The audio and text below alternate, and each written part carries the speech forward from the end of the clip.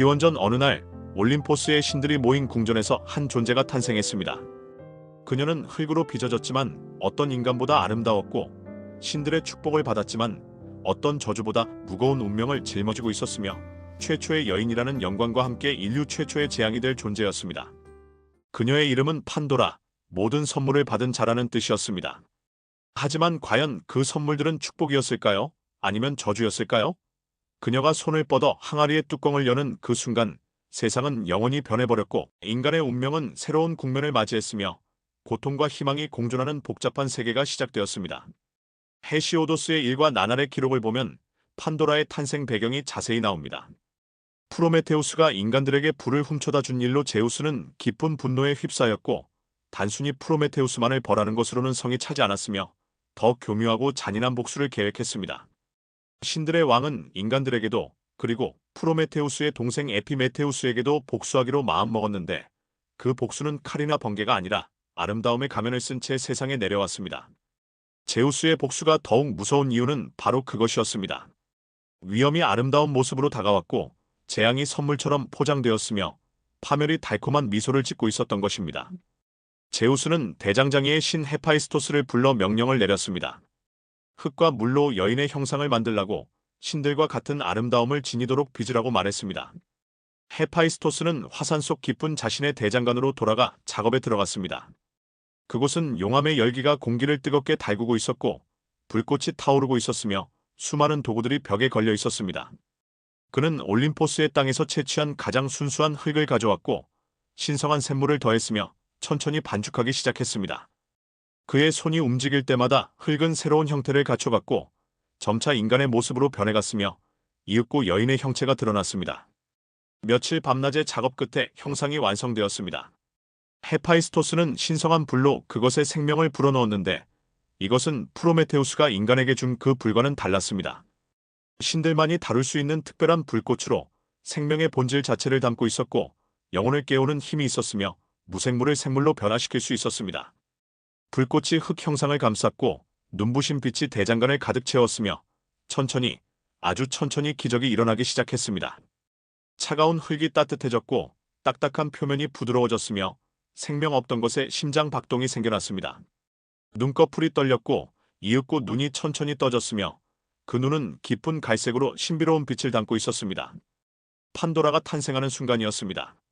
헤파이스토스는 그녀를 올림포스 궁전으로 데려갔고 신들이 기다리고 있었으며 각자 자신이 줄 선물을 준비하고 있었습니다. 신통기의 기록을 보면 각 신들이 판도라에게 선물을 주는 장면이 상세히 묘사되어 있습니다. 아테나 여신이 가장 먼저 다가와 직조의 기술을 가르쳤고 아름다운 은빛 옷을 입혀 장식했으며 그 옷은 달빛처럼 은은하게 빛나며 움직일 때마다 물결치듯 흘러내렸습니다. 아프로디테는 그녀의 머리 위에 손을 얹고 축복을 내렸고 그 순간 판도라는 더욱 아름다워졌으며 피부는 진주처럼 빛나기 시작했고 머리카락은 황금빛으로 물들었으며 누구도 거부할 수 없는 유혹의 힘을 받았습니다. 헤르메스가 앞으로 나섰습니다. 전령의 신이자 속임수의 다리는 미묘한 미소를 지으며 판도라의 이마에 손을 댔고 무언가가 그녀의 내면으로 흘러들어갔습니다. 헤르메스는 그녀에게 교활한 마음과 속이는 성품을 주었고 달콤한 말과 거짓된 본성을 선물했습니다. 하지만 가장 중요한 것은 호기심이었습니다. 헤르메스는 판도라의 마음 깊숙한 곳에 끝없는 호기심을 심어놓았고 금지된 것을 알고 싶어하는 욕망을 주었으며 비밀을 견디지 못하는 성향을 더했습니다. 이것이야말로 제우스의 복수에서 가장 핵심적인 부분이었습니다. 다른 신들도 차례로 선물을 주었고 카리테스 여신들은 금빛 목걸이를, 호라이 여신들은 봄꽃으로 엮은 관을 씌워주었으며 페이토는 설득의 기술을 선물했습니다. 그렇게 완성된 판도라는 정말로 완벽했습니다. 그녀는 숨이 멎을 만큼 아름다웠고 그 아름다움은 단순히 외모만이 아니라 움직임 하나하나, 말 한마디 한마디에도 배어 있었습니다. 하지만 그 완벽한 외양 속에는 복잡하고 위험한 본성이 숨어 있었습니다. 호기심과 교활함, 순수함과 속임수, 매력과 위험이 한 몸에 공존하고 있었고 신들은 그것을 의도적으로 설계했으며 그녀는 자신이 무엇인지도 모른 채 그 모순을 안고 있었습니다. 판도라 자신은 자신에 대해 무엇을 알고 있었을까요? 어쩌면 그녀의 내면 깊은 곳에서는 무언가 이상하다는 느낌이 있었을지도 모릅니다. 설명할 수 없는 불안감, 자신이 누구인지에 대한 근본적인 의문 같은 것 말입니다. 제우스는 판도라에게 마지막 선물을 주었습니다. 그것은 정교하게 만들어진 항아리였습니다. 크기는 양팔로 안을 수 있을 정도였고 표면에는 복잡한 문양이 새겨져 있었으며 무거운 뚜껑이 단단히 닫혀 있었습니다. 항아리는 특이한 분위기를 풍겼고 가까이 다가가면 미세한 진동이 느껴지는 것 같았으며 귀를 기울이면 희미한 소리가 들리는 듯했습니다. 헤르메스가 판도라에게 전했습니다. 이 항아리는 절대 열어서는 안 된다고, 어떤 이유로도, 어떤 상황에서도 뚜껑을 열어서는 안 된다고 말했습니다. 하지만 안에 무엇이 들어있는지, 왜 열어서는 안 되는지는 설명하지 않았습니다. 제우스는 판도라의 마음속에 심어놓은 호기심이 결국 그 금지를 깨뜨릴 것을 알고 있었습니다. 금지는 사실 유혹이었고 경고는 사실 도전이었으며 모든 것은 정교하게 설계된 함정이었습니다. 헤르메스는 판도라를 데리고 올림포스를 떠나 지상으로 향했고 에피메테우스의 집에 도착했습니다. 에피메테우스는 프로메테우스의 동생으로 그의 이름은 나중에 생각하는 자라는 뜻이었습니다. 형 프로메테우스는 미리 생각하는 자로서 언제나 앞을 내다보았지만 에피메테우스는 충동적이었으며 일이 벌어진 뒤에야 생각하는 성향이 있었습니다. 아폴로도로스의 비블리오테케를 보면 프로메테우스가 동생에게 준 경고가 기록되어 있습니다. 제우스로부터 어떤 선물도 받지 말라고, 특히 아름다운 여인을 보내온다면 절대로 받아들이지 말라고 간곡히 부탁했습니다. 하지만 에피메테우스가 문을 열었을 때 그의 눈앞에 판도라가 서 있었고 햇빛이 그녀의 뒤에서 비치며 그녀의 윤곽을 황금빛으로 빛내고 있었으며 미소가 그녀의 얼굴을 밝히고 있었습니다. 그 순간 에피메테우스의 마음속에서 모든 경고가 사라졌습니다. 형의 목소리가 희미해졌고 위험에 대한 경계가 무너졌으며 그저 이 아름다운 존재만이 시야를 가득 채웠습니다. 헤르메스가 이 여인은 판도라라고 신들이 보내는 선물이라고 소개했을 때 에피메테우스는 환영한다고 기쁘게 받아들이겠다고 대답했습니다. 그는 그 순간 무슨 생각을 했을까요? 정말로 형의 경고를 완전히 잊어버렸을까요? 아니면 떠올렸지만 이 아름다움 앞에서 모든 이성이 마비되었을까요? 헤르메스는 만족스러운 미소를 지으며 떠났고 판도라는 에피메테우스의 집으로 들어갔으며 항아리도 함께 들어왔고 운명의 톱니바퀴가 돌아가기 시작했습니다. 에피메테우스와 판도라는 부부가 되었습니다. 처음 얼마가는 행복한 나날이었습니다. 판도라는 아침이면 창문을 열어 신선한 공기를 들이마셨고 정원의 꽃들을 돌보았으며 아테나가 가르쳐준 직조 기술로 아름다운 천을 짰습니다. 저녁이면 에피메테우스와 함께 앉아 별을 보며 꿈을 나눴고 서로의 온기를 느끼며 잠들었습니다. 그녀는 이 삶이 좋았고 따뜻했으며 사랑받는다는 느낌이 있었습니다. 하지만 한 가지가 그녀의 마음을 계속 괴롭히기 시작했습니다. 바로 그 항아리였습니다. 제우스가 준 항아리는 집 한쪽 구석에 놓여 있었고 처음에는 아무도 큰 관심을 두지 않았습니다. 하지만 시간이 지날수록 항아리는 판도라의 의식 속으로 점점 더 깊이 파고들었습니다. 아침에 눈을 뜨면 항아리가 보였고 집안일을 하다가도 항아리가 시선에 들어왔으며 잠들기 전에도 항아리가 마음속에 떠올랐습니다. 판도라는 자신에게 물었습니다. 저 안에는 무엇이 들어있을까? 왜 열어보면 안 된다고 했을까? 정말로 위험한 것이라면 왜 나에게 주었을까? 혹시 귀한 보물이 들어있는 것은 아닐까? 며칠이 지나고 몇 주가 지났습니다. 헤르메스가 심어놓은 호기심은 점점 강해졌고 그녀의 생각을 지배하기 시작했으며 마침내 다른 모든 것을 압도하게 되었습니다. 판도라는 이따금 항아리 가까이 다가가 보기 시작했습니다. 에피메테우스가 밖에 나가 있을 때 그녀는 항아리를 만져보았습니다. 겉면은 차가웠고 미세하게 떨리는 듯한 진동이 있었으며 귀를 가까이 대면 희미한 소리가 들렸습니다. 마치 그 안에서 무언가가 살아 움직이는 것 같았고 밖으로 나오기를 기다리는 것 같았습니다. 판도라의 손이 뚜껑으로 향했다가 빼지기를 반복했습니다. 열어볼까? 아니야, 안 돼. 하지만 조금만, 아주 조금만? 이런 생각들이 그녀의 마음속에서 싸웠지만 매번 그녀는 결국 손을 거두었습니다. 아직은 두려움이 호기심보다 강했습니다. 하지만 호기심은 사라지지 않았습니다. 오히려 억누를수록 더 강해졌고 참을수록 더 거세졌으며 시간이 지날수록 더 견디기 어려워졌습니다. 판도라는 밤에 잠을 제대로 이루지 못하기 시작했고 꿈속에서 항아리가 나타났으며 에피메테우스는 아내의 변화를 눈치채기 시작했지만 그것이 항아리 때문이라고는 생각하지 못했습니다. 어느 날 밤 결정적인 순간이 찾아왔습니다. 에피메테우스는 피곤에 지쳐 깊은 잠에 빠져 있었고 규칙적인 숨소리가 방 안을 채우고 있었습니다. 판도라는 침대에 누워 있었지만 잠들 수 없었습니다. 항아리가 그녀의 머릿속을 가득 채우고 있었고 호기심이 거의 고통스러울 정도로 강렬했으며 더 이상 참을 수 없다는 생각이 들었습니다. 그녀는 천천히 일어났습니다. 달빛이 창문을 통해 은은하게 방 안을 비추고 있었고 모든 것이 푸른빛을 띠고 있었으며 고요한 밤의 정적이 집을 감싸고 있었습니다. 판도라는 맨발로 바닥을 디뎠고 차가운 돌바닥의 감촉이 발바닥에 전해졌으며 발소리를 죽이며 항아리가 있는 곳으로 향했습니다. 그녀의 심장은 빠르게 뛰기 시작했고 손은 미세하게 떨렸으며 입술은 바짝 말라 있었습니다. 항아리가 그곳에 있었습니다. 덮개를 벗기자 달빛이 항아리 표면에 반사되었고 문양들이 살아 움직이는 것처럼 보였습니다.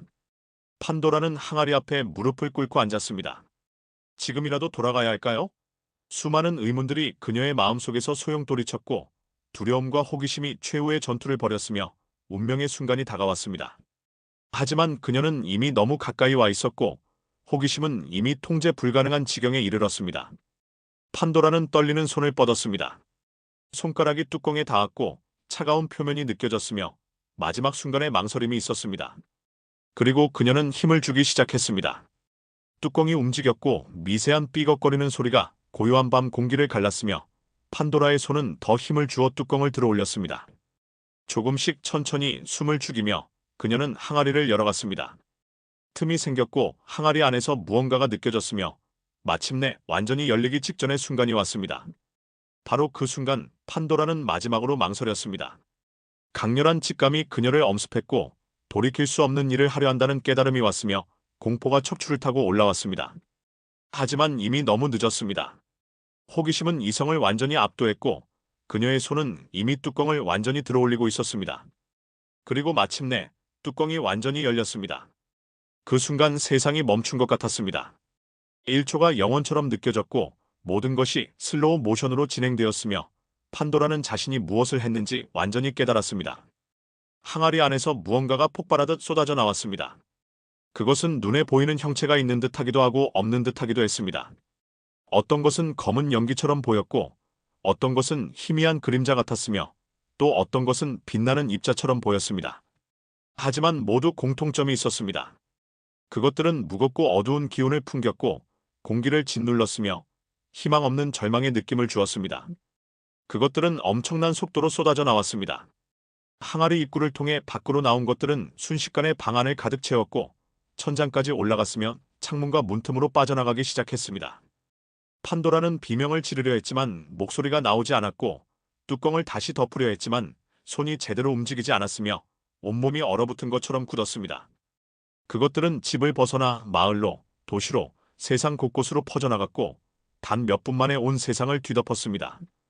헤시오도스의 일과 나날의 기록을 보면 그 항아리 안에 무엇이 들어있었는지 알 수 있습니다. 질병들이 쏟아져 나왔습니다. 열병과 전염병, 몸을 갉아먹는 병, 치료할 수 없는 병들이 인간 세상으로 향했습니다.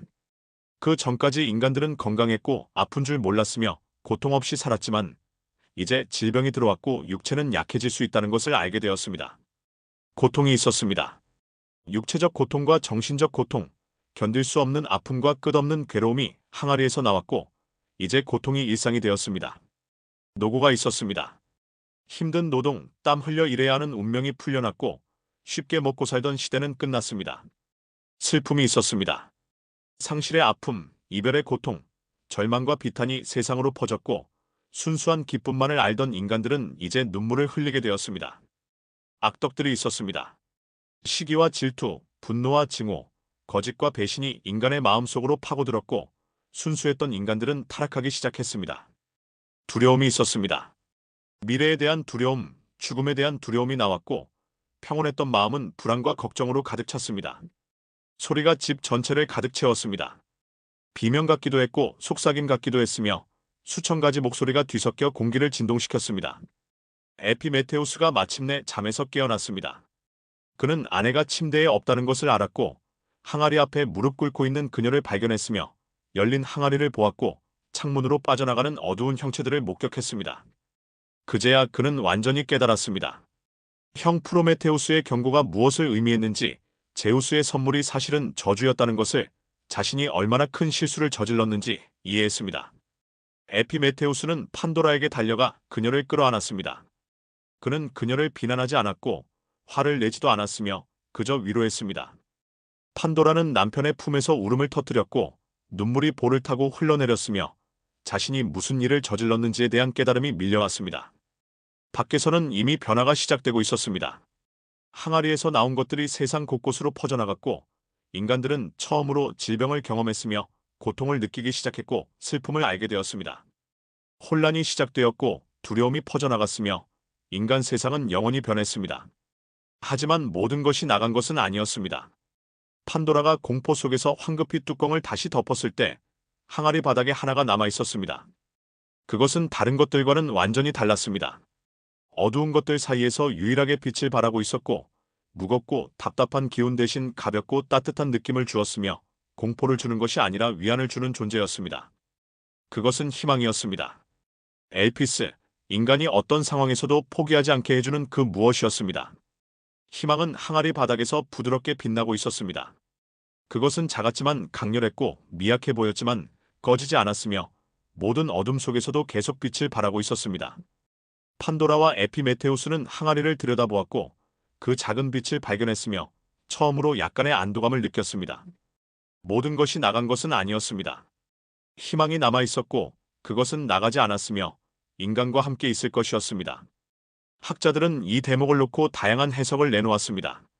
어떤 이들은 희망이 밖으로 나가지 않은 것이 다행이라고 했고 또 어떤 이들은 희망 역시 재앙 중 하나라고 해석했습니다. 어느 해석이 맞을까요? 어쩌면 둘 다 맞을지도 모릅니다. 희망은 축복이기도 하고 저주이기도 하며 인간을 살게 하는 것이기도 하고 괴롭히는 것이기도 합니다. 판도라와 에피메테우스는 그 후로도 함께 살았습니다. 그러나 세상은 이제 예전과 같지 않았습니다. 인간들은 질병에 시달렸고 고통을 겪었으며 노동의 무게에 허리가 휘었고 슬픔과 괴로움을 일상적으로 경험했습니다. 황금 시대는 끝났고 순수함과 평화는 사라졌으며 인간은 땀 흘려 일해야 먹고 살 수 있게 되었습니다. 하지만 그들은 포기하지 않았습니다. 희망이 있었기 때문입니다. 아무리 힘들어도 내일은 나아질 것이라는 기대, 고통이 지나가면 다시 웃을 날이 올 것이라는 믿음이 인간을 계속 살아가게 했습니다. 아폴로도로스의 비블리오테케를 보면 판도라와 에피메테우스 사이에서 딸 피라가 태어났다고 기록되어 있습니다. 그녀는 자라서 프로메테우스의 아들 데우칼리온과 결혼했고 훗날 대홍수에서 살아남은 유일한 부부가 되었으며 그들을 통해 인류가 다시 번성했다고 전해집니다. 판도라가 자신의 딸을 바라볼 때 어떤 생각을 했을까요? 재앙을 연손으로 생명을 낳은 것에 대해 어떤 감정을 느꼈을까요? 어쩌면 그녀는 이 새로운 생명 속에서 희망을 보았을지도 모릅니다. 판도라의 이야기는 다양하게 해석되어 왔습니다. 고대 그리스에서 그녀는 주로 부정적으로 묘사되었고 중세에는 이브와 비교되었으며 르네상스 시대 예술가들은 그녀를 즐겨 그렸습니다. 현대의 심리학자들은 판도라의 이야기를 인간 본성을 이해하는 사례로 분석하고 페미니스트 학자들은 가부장적 신화의 전형으로 보기도 합니다. 하지만 다른 관점에서 보면 판도라는 운명에 저항하지 못한 피해자이기도 합니다. 신들이 의도적으로 만든 존재로서 자신의 본성을 거스를 수 없었던 비극적 인물이라는 것입니다. 판도라의 상자는 오늘날까지도 우리 문화 속에 살아 있습니다. 사람들은 위험한 것을 건드렸을 때, 돌이킬 수 없는 일을 시작했을 때 그것을 판도라의 상자를 열었다고 표현합니다. 핵무기 개발, 유전자 조작, 인공지능처럼 과학기술의 발전이 예상치 못한 문제를 일으킬 때 우리는 판도라를 떠올립니다. 하지만 동시에 우리는 희망도 기억합니다. 아무리 상황이 어렵고 앞이 보이지 않아도 항아리 바닥에 남아있던 그 작은 빛을 기억합니다. 판도라는 과연 행복했을까요? 밤마다 그 순간이 떠오르지는 않았을까요? 하지만 어쩌면 그녀는 우리 모두의 모습입니다. 우리는 모두 호기심을 가지고 있고 금지된 것에 끌리며 때로는 알면서도 실수를 저지르고 후회하면서도 다시 같은 잘못을 반복합니다. 하지만 동시에 우리는 희망도 가지고 있습니다. 판도라의 이야기는 인간 조건의 복잡성을 보여줍니다. 우리는 완벽하지 않고 실수를 저지르며 고통 속에서 살아가지만 동시에 희망을 가지고 계속 나아가며 포기하지 않는 존재입니다. 밤하늘의 별들은 여전히 빛나고 있습니다. 수천 년 전 판도라가 올려다보았을 그 별들이 오늘 밤에도 우리를 내려다보고 있습니다. 그 별빛 아래서 인간은 여전히 호기심을 가지고 금지된 것에 끌리며 실수를 저지르고 후회하고 그럼에도 희망을 품고 살아갑니다. 판도라의 이야기는 끝나지 않았습니다.